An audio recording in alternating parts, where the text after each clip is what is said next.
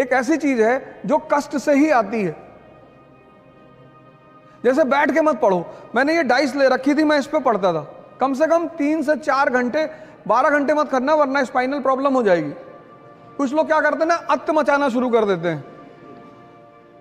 बाबा रामदेव ने जब शुरू में बताना शुरू किया कि कपाल भाती करने से चेहरे पे चमक आती, एक भाई साहब ने 1.25 घंटा कर लिया, किडनी पलट गई, वो 2 महीने आईसीयू में रहे। किसी भी काम की शुरुआत धीरे धीरे करो, डिसिप्लिन कष्ट से आएगा।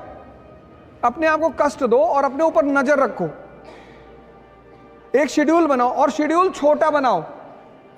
सुबह उठो, सोचो आज मुझे 3 घंटा पढ़ना है, बस 1 मिनट। अब 3 घंटे का शेड्यूल बनाओगे तो तुम्हारा मन बगावत करेगा, कहेगा नहीं नहीं 3 घंटे का नहीं, 10 घंटा। मन की आदत है बड़े बड़े प्लान बनवाना, करना कुछ नहीं।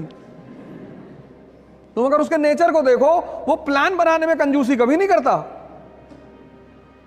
यही तो उसका खेल है, कहेगा पूरा दिसंबर बैठ के पढ़ना है। जब तुम, अगर यहां कुछ लोग बाहर के होंगे तो जब तुम अपने घर जाते होगे छुट्टी में तो एक किताब लेके जाता होगा कि घर चल रहे हैं और टाइम वेस्ट नहीं करेंगे, पढ़ेंगे बैठ के। और जब तुम घर पहुंचते हो तो तुमसे क्या कहता है कि यार कानपुर में तो पढ़ ही रहे हो। पता लगा जितनी किताब लेके गए थे बिना खुले सब वापस आई है। अगर आज तुम्हें दौड़ने के लिए कहा जाए तो कितने किलोमीटर दौड़ जाओगी? 1। लेकिन क्या तुम्हारी क्षमता सिर्फ 1 किलोमीटर दौड़ने की है? नहीं, नहीं ना। अगर आज मैं तुमसे दौड़ने के लिए कहूं तो तुम सिर्फ 1 किलोमीटर दौड़ पाओगी, ऐसा तुम कह रही हो। लेकिन तुम्हारी क्षमता 50 किलोमीटर तक दौड़ने की है मिनिमम। बाकी तुम अब भद्रकाली का रूप ले लो और 100 किलोमीटर दौड़ जाओ। तो अब क्या करना है तुम्हें? अब सुनो क्या करना है। आज तुम 1 किलोमीटर दौड़ी, 10 दिन 1 किलोमीटर ही दौड़ो, 11वें दिन तुम उसे 2 कर दो। स्टेमिना डेवलप हुआ। ऐसे जीवन में भी करना है। छोटे छोटे वो बनाओ गोल, कहो 3 घंटा पढ़ेंगे। तो जब तुमने 3 घंटे का गोल बनाया और पढ़ गए 7 घंटा, कितना मजा आया उस दिन। जब भी तुम अपने टारगेट से बढ़कर काम करते हो, उत्साह बढ़ता है। और जब भी तुम अपने टारगेट से कम काम करते हो, उत्साह घटता है। तो जब तुम 10 घंटे का टारगेट बना के सिर्फ 3 घंटे पढ़ते हो और ये प्रक्रिया 2 महीने चलती है, तो तुम डिप्रेशन के शिकार धीरे धीरे होने लगते हो। इसलिए कम टारगेट बनाओ और ज्यादा आउटपुट निकालो और कष्ट दो अपने आप को। वही मैंने तप शब्द का इस्तेमाल किया, क्योंकि वो तुम्हारी अचीवमेंट होगी, कोई कर नहीं पाएगा। इस पे नजर रखने के लिए एक डायरी बगल में रखनी है। ये सब चीजें मैंने अभी कहा ना कि कुछ लोग क्या करते हैं, पहले दिन सारी ताकत झोंक देते हैं, ताव में कोई काम नहीं करना है। सीखने में टाइम लगता है, चाहे वो साइकिल चलाना सीखना हो और चाहे पढ़ना सीखना हो। उस टाइम तुम्हें देना ही पड़ेगा। साइकिल चला लेती हो? पहले दिन चलाने लगी थी? नहीं। जब तुम सीख जाओगी, अब तुम सीख गई तो हाथ छोड़ के भी साइकिल चला रही हो। एक डायरी अपने पास रखो, उसमें अपना नाम लिख के अपना डेवलपमेंट ग्राफ बनाओ और उस डायरी को भगवान की तरह पूजा करो उसकी।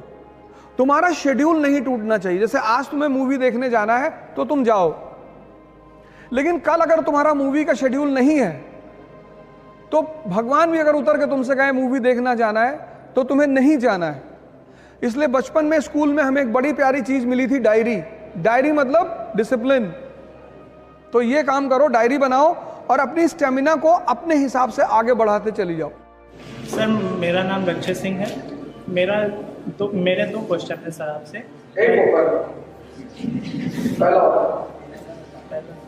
तो सर, जैसे कि कोई नया बच्चा है, IAS की तैयारी करना चाहता है।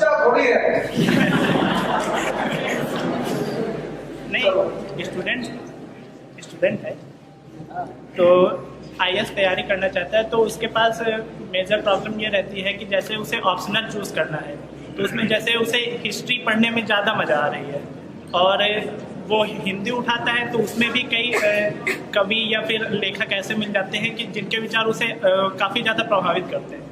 और उसके बाद दर्शन उठाता है तो उसमें भी वो प्रभावित हो जाता है उनसे। तो ये कैसे पता करें कि उसकी वास्तविक स्ट्रेंथ किस सब्जेक्ट में है? नहीं, देखो,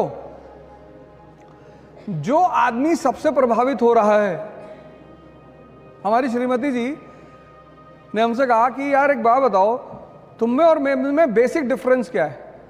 मैंने कहा तुम्हारी क्षमता ज्यादा है, लेकिन तुम्हारे काम करने का तरीका गलत है। बोली कैसे?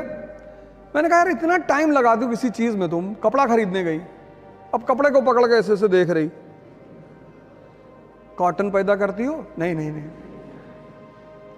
जब हम पहली बार गाड़ी खरीदने का प्लान बनाए तो हमने कहा वैगनार खरीद लो, बढ़िया गाड़ी है। तो उनसे किसी उनकी दोस्त ने कह दिया कि यार वैगनार, मारुति मिडिल क्लास। 6 महीने तक कार ही नहीं आई घर में, कभी मारुति, कभी सेंट्रो, कभी ये, कभी वो। फिर एक दिन मैंने उनसे कहा आओ, चलो आओ, फिर ले गए महिंद्रा के शोरूम में। इसीलिए तो इस देश में तुम संत रविदास को सुनो, मन चंगा, मन पे बात कर रहे हैं। तुलसीदास ने क्या कहा? जाकी रही भावना जैसी। ये मन तो तुम्हें हर बार तुम्हें शादी नहीं करने देगा। अगर 5-6 लड़कियां एक साथ खड़ी कर जाएं कि इसमें चुन लो, फिर डिस्टर्ब कर देगा तुमको कि नहीं ये नहीं। तुमसे खेल रहा है वो, एक पकड़ो, वो तुमसे खेल रहा है और तुम उसको मजा दे रहे हो, तुमसे मजा ले रहा है। कभी तुमसे कह रहा है हिंदी, रामधारी सिंह दिनकर, बहुत बढ़िया। अब तुम दिन भर बैठ के सोच रहे हो कि हाँ यार रामधारी सिंह। यही तो मैं कह रहा हूं, डिसीजन लेना है तुरंत। जिस दुकानदार के पास जब जाते हो कोई सामान लेने, अगर वो सामान उसके पास नहीं होता तो पता क्या कहता है? साहब आजकल इसकी सेल नहीं हो रही है, बड़ी शिकायत आ रही साहब। आप साहब एक काम करो, आप साहब ये नया प्रोडक्ट है साहब बाजार में, बड़ा बढ़िया प्रोडक्ट है साहब। तुम उससे पूछो कि जो मैं मांग रहा हूं वो है? कि तुम बिस्लरी की बोतल मांगे, उसके पास नहीं है, कहेगा हिमालय का पानी ले लो। मैंने पूछा बिस्लरी है? कह रहा साहब बिस्लरी के पानी में बहुत शिकायत आ रही। मैंने कहा है कि नहीं? कहा भैया बिस्लरी नहीं। तो उसको मत खेलने दो, एक डिसीजन लो। और जितना बड़ा एम्बिशन होगा उतना बड़ा खतरा होगा।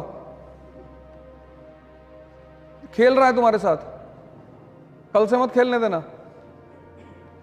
बताओ जल्दी बताओ बेटा। न्यूज़पेपर जैसे मैं पढ़ता हूँ तो सर न्यूज़पेपर को अप्रोच कैसे करें और उसको एनालिसिस उसका कैसे करें?